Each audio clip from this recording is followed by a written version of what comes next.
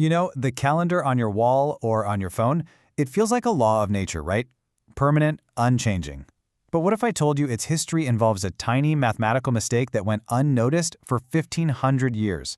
A mistake so big it forced a pope to solve a religious crisis by, get this, erasing 10 entire days from existence. Let's dive into how time itself got a reboot. Okay, to really get this, we have to go back to a very specific date, October 5th, 1582. Just think about that for a second. What happened on that day? Was there some famous birth? A huge battle? A world-changing discovery? Any ideas? The answer is absolutely nothing. That day never happened. October 5th, 1582, along with the 6th, the 7th, all the way through the 14th, they were just gone, wiped clean off the calendar. And the story of why starts with an ancient Roman calendar and a tiny, almost invisible flaw. All right, so our story really begins with the Julian calendar. This was a system introduced by Julius Caesar. And look, it was a real workhorse. It was reliable for over 1,500 years. But hidden inside its math was a tiny little error. You see, the Julian calendar was built on a really simple assumption that a year is exactly 365 and a quarter days long. I mean, it's a nice, clean number, right? Easy to work with. The only problem is, it's wrong. The actual solar year, the real time it takes our planet to go around the sun, is just a little bit shorter, about 365.2422 days. Now, that difference, it's just about 11 minutes per year. It doesn't sound like much, does it? It's kind of like having a watch that runs just a few seconds fast every hour. You wouldn't really notice it day to day. But over centuries, well, you're going to be very, very late. And after 1,500 years of that 11-minute error piling up year after year after year, the bill finally came due. By the 1500s, the calendar was off by 10 full days. The spring equinox, the official first day of spring, it wasn't showing up on March 21st anymore. It was happening around March 11th. And for some very important people, that was a huge problem. For you and me, a 10-day drift might just be a weird bit of trivia. But for the Catholic Church back then, this was a full-blown theological crisis, and it was all about their single most important holiday. So this is where it gets really interesting. The date for Easter isn't fixed, right? There was a rule, set way back in 325 AD, that says it has to be the first Sunday after the first full moon that happens after the spring equinox. But with the calendar's equinox now drifting 10 days away from the actual equinox in the sky, that whole formula was breaking down. Easter, their most sacred holiday, was at risk of drifting into the wrong season completely. So enter Pope Gregory XIII. He looked at this not just as a math problem, but as a real crisis of faith. He decided something had to be done. To fix Easter, he realized he was going to have to fix time itself. So what do?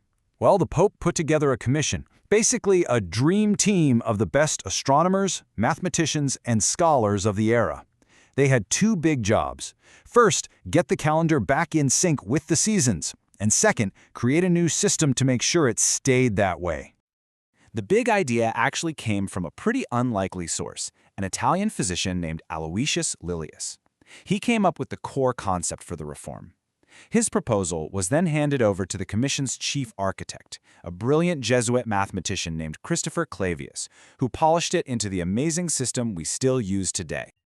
Their solution for keeping the calendar accurate in the future was, well, it was elegant, it was brilliant, and it was surprisingly simple. It wasn't about changing the months or the weeks, nope, it was all about redesigning the leap year.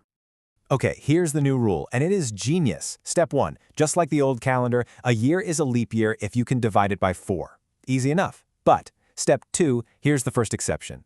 If that year is also divisible by 100, like the year 1800 or 1900, it is not a leap year. And then step 3, the final brilliant twist, unless that year is also divisible by 400. In that case, the exception is overruled and it gets to be a leap year after all. Let's see how this works in the real world. Think about the year 1900. It's divisible by 4 and by 100, but not by 400. So, according to the rule, it was not a leap year.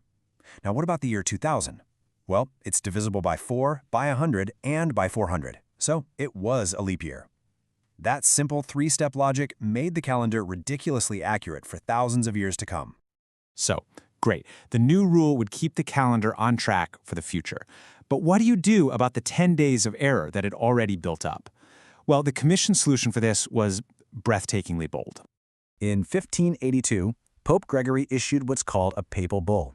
It's like an official, unchangeable decree called Inter Gravissimas. It explained the new leap year rule, and then it declared that to fix that 10-day error, the calendar was about to take a massive leap forward. The decree was very specific. It said that everyone would go to sleep on the night of Thursday, October 4th, 1582. And when they all woke up the next morning, it was Friday, October 15th. Just like that. 10 days, poof, vanished. The 5th, the 6th, all the way to the 14th, they were just gone.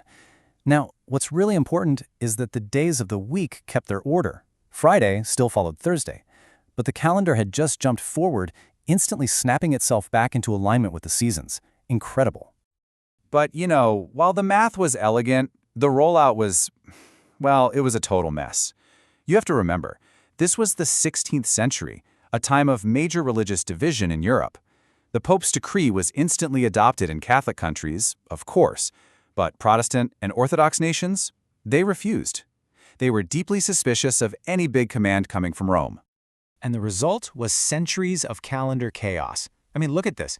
Catholic places like Spain and France, they switched right away in 1582. But Protestant Great Britain and its American colonies, they waited almost 200 years, finally switching in 1752. Russia held out all the way until after their revolution in 1918. This created this bizarre world for over 300 years where you could cross a border in Europe and literally travel 10 days forward or backward in time. And this created some amazing real-world headaches. It's captured perfectly on this old tombstone. It lists the date of death as January 28, 1708/9.